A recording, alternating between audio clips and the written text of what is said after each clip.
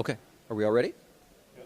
Okay, well, good morning, everyone. Thank you for being here. I'm Steve Simon, Minnesota Secretary of State. I want to give special thanks to the excellent elections team at Hennepin County, led by Ginny Gelms, for allowing us to be here today to look over their shoulder, basically, and to talk about the post-election review process. Now, probably not many Minnesotans know about this mandatory process, and we're hoping to get the word out. 2 years ago, I appeared at the Anoka County post-election review, and today's chance to watch Hennepin County is part of an ongoing effort to shine a light on the many ways that the public can watch to make sure that all of us who oversee elections are checking our work for accuracy and are accountable for those results. Now, these required reviews are happening right now across the state in all 87 counties, and they are always open to the public, just like the public accuracy tests that occur before the election to ensure the performance of election tabulating equipment. Now, the post-election review is a hand recount of select races in randomly selected precincts around the county. The precincts for today's post-election review here in Hennepin County were chosen at random at the public meeting of the Hennepin County Canvassing Board a few days after the election. What you'll see this morning is that election judges are called in to work through these ballots and make sure the results match what was reported by the elections equipment. If there is a discrepancy of more than a few votes, then the county will have to expand the number of randomly drawn precincts that it reviews. If mistakes persist, a candidate or a party may initiate an action in court. I often say that elections in Minnesota are a team sport. The post-election review process is an example of that. More than 30,000 Minnesotans have to work together, either as election judges or as election administrators, to verify that our elections are fair, accurate, honest, and secure. Our office works to coordinate these efforts and to ensure that each and every election official and election judge understands the laws and rules that are in place to ensure the integrity of our election system. Now, overall, the 2024 general election was overwhelmingly successful from an administrative standpoint. I said for the past year that what I wished for in the 2024 election cycle was high turnout and low drama, and we got both. Millions of Minnesotans made their voices heard. Preliminary estimates as of this morning show that we are still in first place in the nation once again for voter turnout. I caution that that could change. There's still a few more ballots left to count in the state of Wisconsin. It's nip and tuck, but as of this morning, we are still ahead and number one. We won't know the final result for a couple weeks, but as of right now, we're in first place.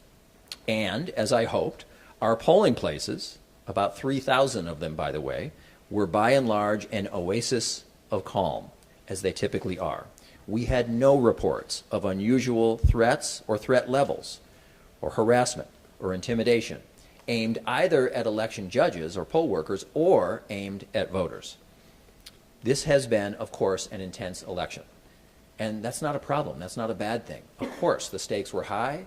People felt very passionately about the candidates, and that's okay. But our job, as always, was to make sure that the intensity was channeled responsibly.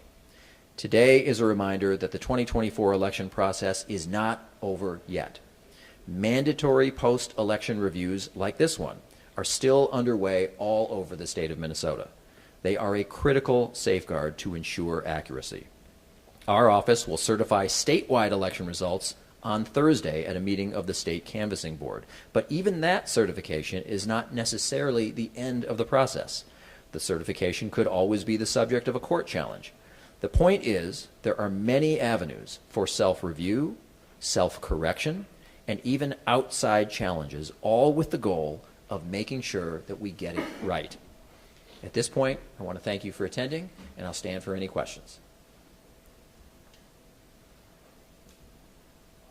Have you had experience in the past with some of these not matching up when you do this review? I have not, in the ones that I have attended. And I like every election to choose at least one or two to attend, but in my personal experience, no, there has not been. But there is a particular provision in law that says if you're off by more, and it's quite prescriptive in law, you can read the statute, but if you're off by more than 3 or 4 or 5 votes, you must then expand the pool. So what would happen then is Hennepin would say, okay, we're off by 3 or 4 or 5 in a particular precinct. That means we got to sample more. And if it happens again, you got to sample more. And ultimately, that could lead to some sort of legal action, but I have not seen it, no. Can you just Go talk ahead. about how you pick the precincts? I mean, you said randomly selected. I mean, is it you throw a dart at a map or No. close race? And this? Ginny Gelms is the head of elections in Hennepin County, who has been such a source of trust and integrity for the election system. She has been at this for a long time, and we are guests of hers today, so I want to defer to her expertise. Thank you. Ginny Gelms, Ginny Gelms. I'm the elections director for Hennepin County. In Hennepin, the way that we randomly select the precincts is at the canvassing board meeting. We actually have a tumbler, and it's almost like a lotto kind of situation. These little wooden kind of dowels that have labels on them for every precinct in the county. And then a member of the canvassing board, rotates the tumbler, reaches in, and pulls out the precincts randomly. So it's done differently in other counties. I think some places they pull, slips out of a hat kind of thing. And how many precincts does Hennepin County have? We have 396 precincts these days. Is it 396 or is it 394? Excuse me, 397. It changes a little bit year to year. And we will be counting 12 precincts today. Thank you. How long will that take? Well, we expect it'll take at least today and probably part of tomorrow. And this is comparing what with what? This is comparing the results of the hand count today done by the election judges to the results produced by the voting equipment on election night. So that includes polling place, ballot scanners, and also our central count scanners where we counted our absentee ballots. And then the canvassing board uses, what are they comparing? The canvassing board does their canvass. Well, the canvassing board takes the results that have been reported by the machines and the elections administrators and are double checking after election day, and we produce what's called an abstract, and that's the preliminary result of the reports. The canvassing board takes that and they look at it and certify it. Secretary Salmon, you said that we're first in the nation right now for voter turnout. Why do you think that is?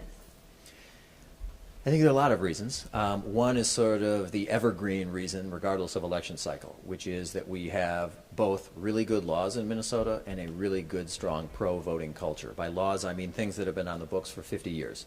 Things like same-day or election day voter registration, which most states don't have, meaning you can go right in on game day, on election day, and still register to vote as long as you can show that you are who you say you are, live where you say you live. We have the ability to vote from home, for example, so you don't have to go to a polling place or give an excuse or an explanation. On the culture piece, that one's often tougher to define. What I mean by culture is sort of a habit or a way of doing things, and our habit, our way of doing things in Minnesota is to prize voting, to prize that sense of democracy and participation. I think it starts in our schools. I think we have great nonprofit and for-profit leadership in the state that places a high value on making your voice heard at the ballot box. So it's a little bit hard to quantify, but those are the two evergreen reasons. And then I would say also this year, there's no question it was a particularly intense election, right? People felt very strongly. The stakes were high. We had a Minnesotan on one of the national tickets, which cuts both ways. People who approved of that person probably were extra motivated to turn out, and people who disapproved of that person were probably extra motivated to turn out. So those are some of the factors, as I see it, contributing to our very tight, very close, as of this morning, pushing refresh #1 status. Again, I want to warn and set expectations. It's entirely possible that could change based on some uncounted results in Wisconsin. But as of this morning, we are barely ahead of Wisconsin for the #1 spot. What is our percentage right now? Right now, okay, you're going to test me. I think our percentage is, when I last pushed refresh, I think our percentage was 76.35%. 76.35. Secretary Simon, what can we expect from the upcoming recounts in Scott and Sherburne County? Well, I want to be careful given the role of our office, so I don't want to prejudge, right? That's a process that is left to the county, and I don't want to prejudge that. I think that would be improper, but I can tell you in terms of the sequence, the recount in Shakopee is going to happen this Thursday, and the recount in Sherburne County will happen sometime thereafter, within a few days thereafter. I'm not sure we have an exact time yet, but they will do what they need to do under state law. It'll be open to everyone, meaning not just the news media, but anyone off the street can come in and watch. You don't have to be a VIP, a big shot. You don't have to have an engraved invitation. You don't even have to live in that community. You can just come and watch if you want, and it's open to anyone. So that's all I think I can say at this point. I just got to be careful, given the role of our office, to prejudge it. For sure.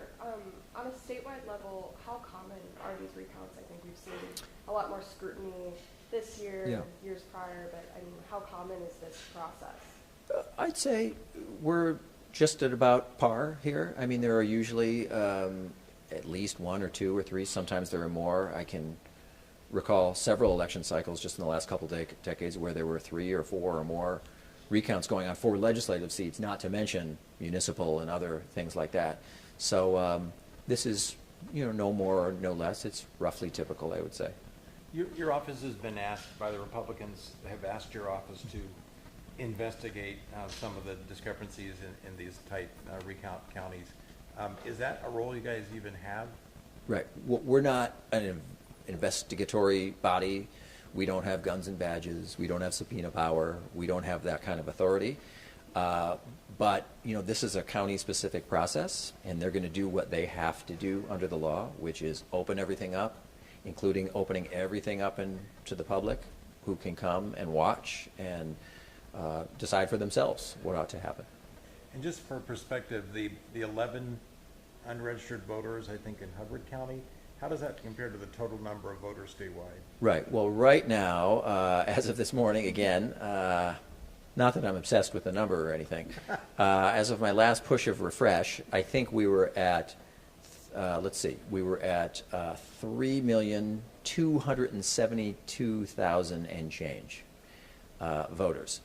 And just keep in mind, too, that in terms of the alleged perpetrator here in Hubbard County, we have 30,000 election judges.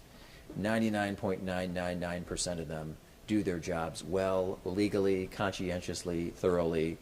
But you're going to have, just based on the law of averages, someone who does a bad thing, who does the wrong thing. And fortunately, this is an example of the resiliency and accuracy of the system because it was caught. It was detected.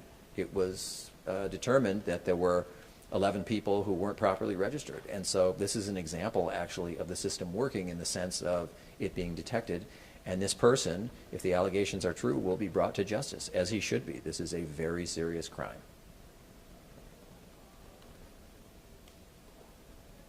Okay. And we will Okay. set up for that. Thanks, everyone. Thank you. Thanks.